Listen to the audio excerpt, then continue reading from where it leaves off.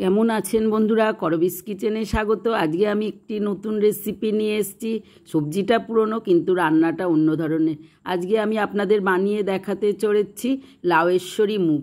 এই রেসিপিটা আপনারা বানিয়েই নিতে পারেন। গরম রুটি, লুচি, তড়কা, গরম ভাত যার সঙ্গে খাবেন একদম নিরামিষ পদ হিসাবে জমে যাবে। এর সঙ্গে যদি লাউয়ের খোলাগুলো সুন্দরভাবে একটুখানি করে ফেলেন তাহলে তো 16 আনা রেসিপিটা পুরো রেডি হয়ে গেল, কিছুই ফেলা হলো না। দেখতে পাচ্ছেন কিরাম হয়েছে। এই রেসিপিটা আপনারা যেভাবে করবেন তার জন্য পুরো রেসিপিটা আপনারা দেখুন। চলুন দেখাই। এর জন্য আমি লাউ নিয়ে নিয়েছি একটা মাঝারি সাইজের। লাউটা এবার প্রথমে কেটে নেব। লাউ তো শরীরে জলের ভারসাম্য রক্ষা করে, নানা রকম প্রেশার, সুগার ইত্যাদি বহু রোগ কিন্তু নির্মূল করে। সুতরাং মাঝে মাঝে লাউটা আমরা খেতেই পারি। লাউ একটু কচি হলে কিন্তু বেশ রান্না করতে সুবিধা হয়। দেখুন আমি ছুরি দিয়ে লাউটা দুভাগ করে নিলাম। এই লাউটা কতটা কচি দেখতে পাচ্ছেন, এক ফোঁটাও দানা নেই।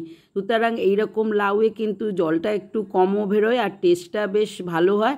এই লাউটা যেভাবে কেটে রেডি করে নেব সেইভাবেই আমি আপনাদের কাছে ফিরে আসছি। প্রথমে লাউয়ের দেখুন খোলাগুলো ছোট ছোট করে কেটে নিয়েছি। ছোট আলুও খোলা শুদ্ধই কেটে নিয়েছি। এগুলো কিন্তু ভাজা করলে ঠিকমতো এক থালা ভাত এই দিয়েই উঠে যায়। আর লাউগুলো কেটে নিয়েছি, কটা আলু রেডি করে নিয়েছি। লাউগুলো কিন্তু ঠিক এরকম চৌকো করে কেটেছি।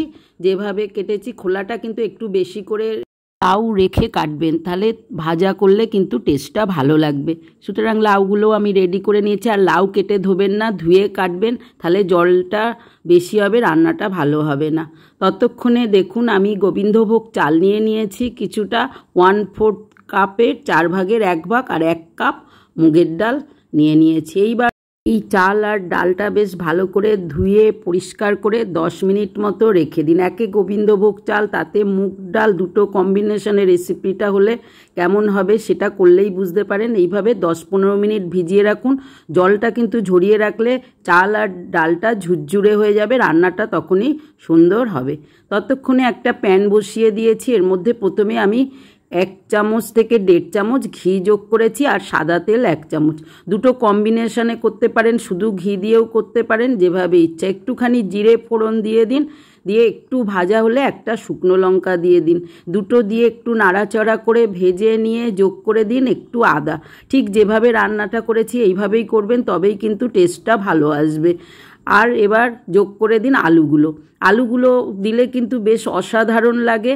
আর কোনো কিছু সবজি তরকারি ছাড়াই এই রেসিপিটা দিয়েই ভাত রুটি খেয়ে নিতে পারবেন। একটুখানি ডালচিনি গোটা যোগ করে দিন। আলুগুলো 2-5 মিনিট নেড়ে একটুখানি ভাজা ভাজা করে নিন। 1/2 চামচ ধনে গুঁড়ো আর 1 চামচ জিরে গুঁড়ো যোগ করুন। মশলা কিন্তু খুব একটা বেশি লাগে না। আর টেস্ট অনুযায়ী একটুখানি লবণ দিন।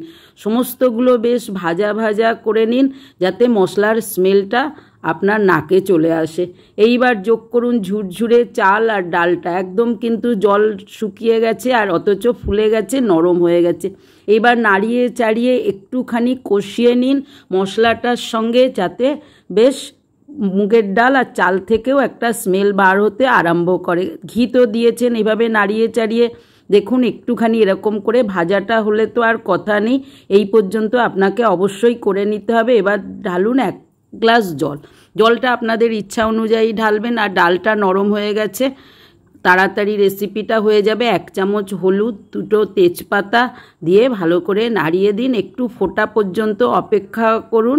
ফুটতে আরম্ভ হলে দেখুন কীরকম চলে এসেছে। আর একটু টেস্ট অনুযায়ী চিনি যোগ করে দিন। ডালটা আস্তে আস্তে দেখুন ধীরে ধীরে নরম হয়ে যাবে। ফোটা পর্যন্ত অপেক্ষা করুন। সমস্ত প্রক্রিয়াটা কিন্তু একটু চাপা দিয়ে করবেন। কাশ্মীরি লঙ্কার গুঁড়ো সামান্য একটু যোগ করে দিয়ে দিলাম। এইবার নাড়িয়ে নাড়িয়ে একটুখানি চাপাটা দিয়ে দিলাম। আস্তে আস্তে ডালটা বেড়ে যাচ্ছে। দেখুন এইভাবে ডালটা কিন্তু খুব তাড়াতাড়ি সেদ্ধ হয়ে যায়। একটু সামনে থেকে দেখিয়ে দিচ্ছি। সমস্ত পর্যায়টা একটু আস্তে ধীরে চাপা দিয়ে করবেন আর ধীরে গ্যাসে করবেন, তবেই কিন্তু ডালগুলো সুন্দরভাবে তৈরি হয়ে যাবে রান্নার জন্য।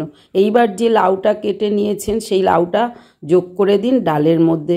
নাড়িয়ে নিন। কচি লাউ হলে কিন্তু বেশ তাড়াতাড়ি সেদ্ধ হয়ে যাবে। যদি অনেক দিন ঘরে লাউটাও থাকে সেক্ষেত্রে কিন্তু প্রেসারে একটা সিটি দিয়ে নিতে পারেন।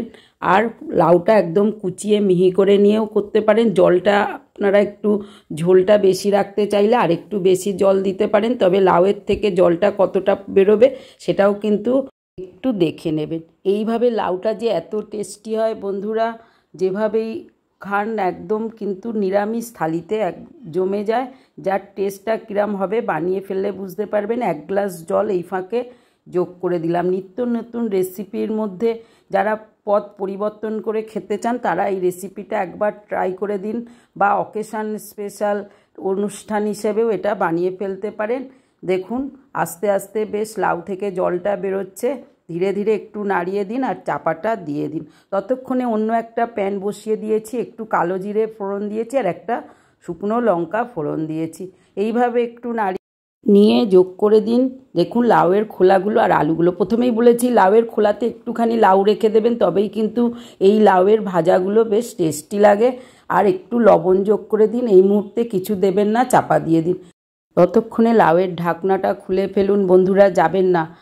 কতটা জলটা বেরিয়ে এসছে দেখতে পাচ্ছেন, সেই অনুযায়ী যেরকম খাবেন সেই রকম জলটা মেপে পরে যোগ করবেন। এইবার টমেটোগুলো যোগ করে দিলাম কেটে, 2টো টমেটো। এক্ষেত্রে বলি ভাবছেন আগে টমেটো দেবেন না, তাহলে কিন্তু ডালটা প্রসেসিং হওয়া বন্ধ হয়ে যাবে আর ডালটা সিদ্ধ হবে না। সুতরাং একটু সেদ্ধ হয়ে গেছে, কীরকম গলে গেছে দেখতে পাচ্ছেন। গোবিন্দভোগ চালের সঙ্গে ডালের সঙ্গে মিশে একদম মাখো মাখো। কারিটা কতটা স্পাইসি হয়েছে দেখে নিলেই বুঝতে পারবেন। এবার নাড়িয়ে দিন, টমেটোগুলোও কিন্তু সেদ্ধ হয়ে যাবে, কিন্তু কখনোই ঘেটে যাবে না। নিরামিষ মানেই সবার কেবল নতুন রেসিপি। সুতরাং এত নতুন রেসিপি কোথায় পাবেন বন্ধুরা?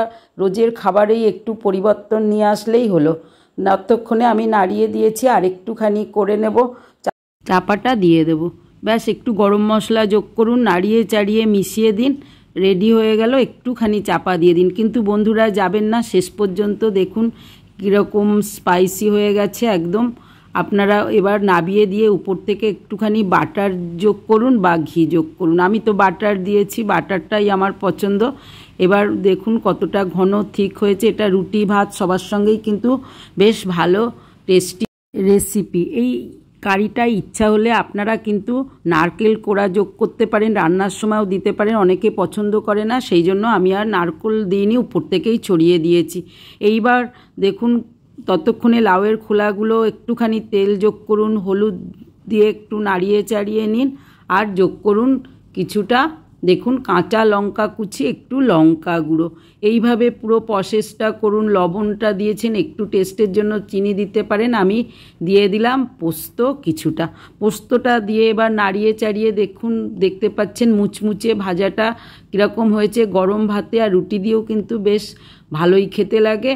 আর যোগ করে দিন একটুখানি নারকেল কোড়া, যার টেস্টটা বেশ অন্য মাত্রায় নিয়ে আসবে। ইচ্ছা হলে লাউয়ের তরকারিতেও নারকেল কোড়া দিতে পারেন, প্রয়োজন মনে করলে ডালটা এরকম পাতলাও করে নিতে পারেন। এটারও টেস্ট কিন্তু অন্যরকমই মাত্রায় নিয়ে আসবে। তাহলে বন্ধুরা আমার চ্যানেলটা লাইক শেয়ার সাবস্ক্রাইব করে থেকে যায়। যারা লাউ খায় না তারাও কিন্তু লাউকে আর হেলায় ফেলায় করতে পারবেন না। এই লাউয়ের খোসাগুলো ভাজা, আমার নিরামিষ থালিতে একটু বড়ি ভাজা, বেগুন ভাজা, সবাই যা করে গোল গোল আলু ভাজা আর মুগেশ্বরী। দেখুন লাউটা একদম নিয়েছি, পাঁপড় ভাজা একটু যোগ করে দিন, কাঁচা লঙ্কা লেবু থাকলে তো আর কথাই নেই। দেখুন লাউটা সেদ্ধ হয়নি ভাববেন না, লাউটা সেদ্ধ হয়েছে। সময় কম থাকলে প্রেশার কুকারেও একটু করে নিতে পারেন, তবে স্বাদ গন্ধে ভরপুর হওয়ার জন্য আপনারা এইভাবে করলেই টেস্টটা ভালো হবে। আজ আসি।